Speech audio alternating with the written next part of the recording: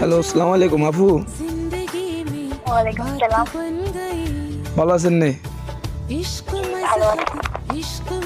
আপু আমি তো একটা বিপদ হয়েছি, আপনার বিপদের কথা গেছ কইতাম। কি বলেন? আপু আমি তো আসলে এই যে 3 দিন নখাই 10 টাকা জমা ছিলাম না, এখন বিকাশটোর মোবাইলে লোড দিতে আপনার বাড়িতে ভুলে গেছে কই। ও আচ্ছা, আমি দেখতেছি ভাইয়া। আপু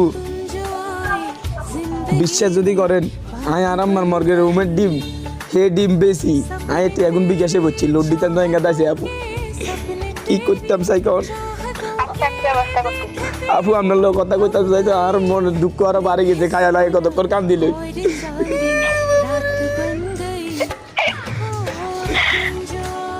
ও আপু কি ভাইয়া?